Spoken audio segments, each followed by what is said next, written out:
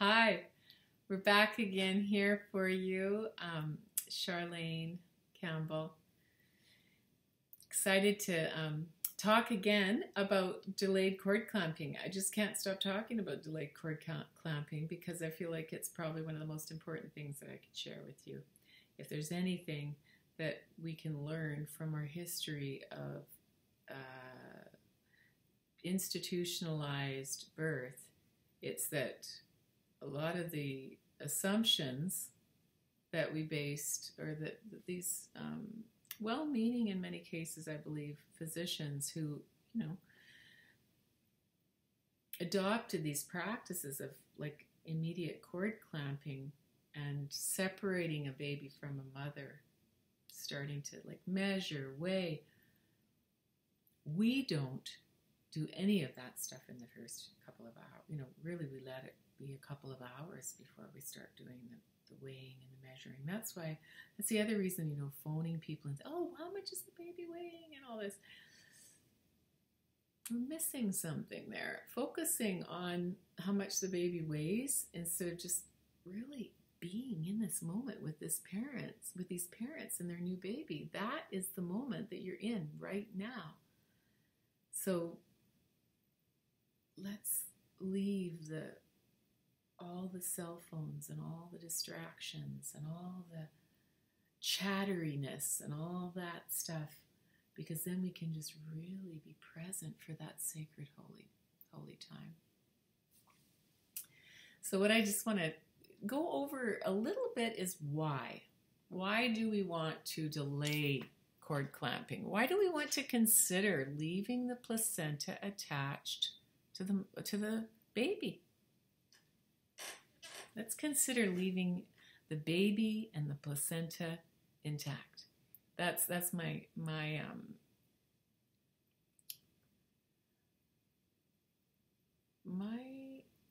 just admonition to everyone who's listening to this, who's learning. Just really, really, really think about this. Anything that you do to interfere with that birth, that takes away from that bonding process and from that baby getting its full blood volume, is going to damage. It's going to cause harm. And we're birth workers. We're birth guardians, birth keepers. We don't want to cause harm. That's not the purpose of our being there. So let's really rethink this whole thing about cord cutting. What are some of the benefits of keeping the cord intact? We know that the respiratory system is greatly improved. It stabilizes better, faster, less respiratory distress, improved outcomes in resuscitation. One of the things I would say, because this section is about complications, or this level is kind of more about the outside of normal range. But in order to keep it inside normal range, I think the best thing that we can do is resuscitate the baby with the cord attached. There's been some talk that I've heard about also some cultures in India, the Philippines, and Indonesia, where they have this art. It's been passed on for many, many years. And because in the United States, we literally had a type of a midwifery holocaust where we were all these midwives who were called witches. They were herbalists, energy workers, midwives. They were burned at the stake, and the medical system there was a money focus. There was a lot of male domination. It's a corrupt thing, how it started. And it hasn't really gotten out of that, because it started out in a really negative way. You kill all the midwives off, and then you start this male-dominated obstetrical tradition that forces and pushes and takes control of something that is innately humanly given to each woman, and it's hers, not to be taken away from her, not to be taken away. So, birth, it's something that we need to cherish. Those times where we are working at birth, we don't want to be taking away what is that woman's innate right, and the baby's innate right. Like I think about this cord, this stem cell that some parents are getting into now. And, you know, we've done cord blood collection for stem cell. Now, we don't do the stem cell research, but we will do it. They only do that in the hospitals, apparently. But at a home birth, we can collect cord blood for stem cell storage for later for that infant, which is such a very, very, very, very low percentage of the time will the stem cells actually really be the beneficial for that baby. I am of the impression that it would be better for the baby to receive those stem cells, herself or himself, at the birth. That's when the baby needs those. That's the baby's blood. Let's let the baby keep that.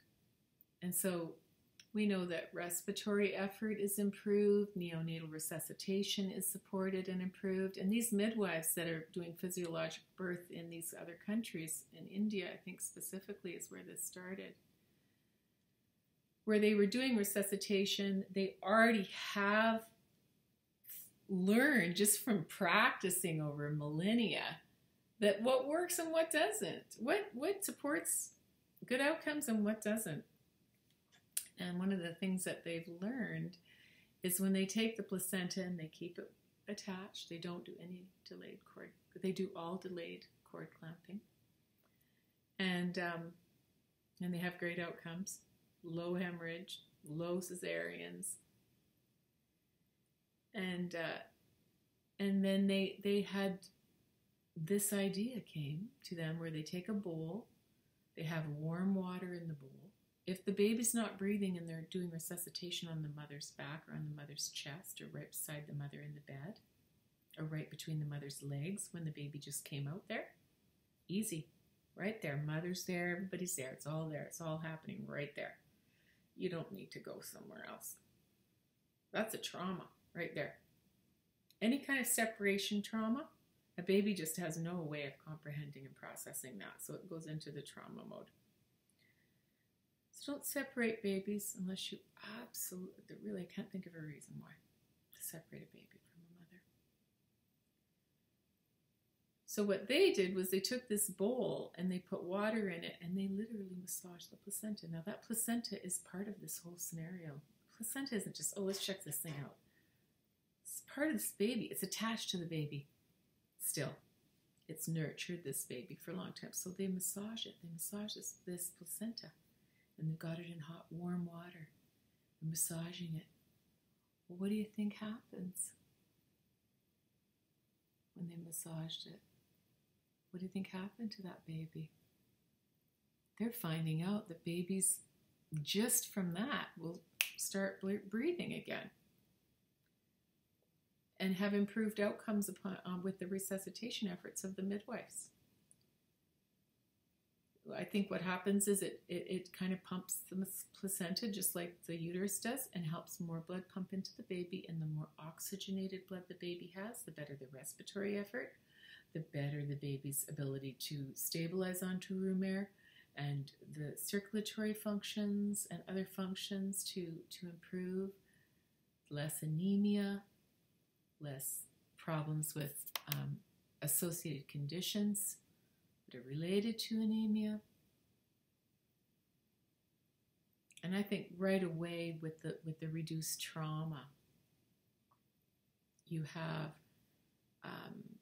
a less hypervigilant thing going on with that baby, and that child can just be centered and grounded and really be able to be present in their bodies and not splitting off or doing any of that. Not as prone to that kind of stuff. That's mental and psychological illness that it's created from trauma and PTSD.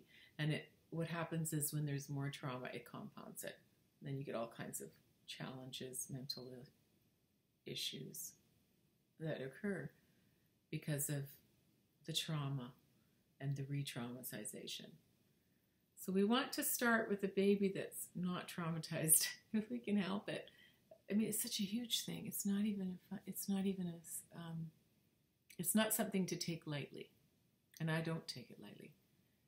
And I'm hoping to help you to see the value and the importance in honoring this very special time of the early postpartum period, where we can glean from the experience of many people around the world who have discovered that keeping the baby connected to the mother via the cord improves outcomes for neonatal resuscitation and for many other things. It helps the mother and the baby bond better, I think, when the cord stays attached. The mother, I think, too, has, if she witnesses the child, having that trauma, then it's almost like a trauma for her too. So you want to have the less amount of trauma that you can for the mom and for the baby. So go ahead and read the PDFs that I'm going to send with this section so that you can really familiarize yourself and keep an open mind to new information. Creating a handout would be a good way that you could solidify this knowledge for yourself.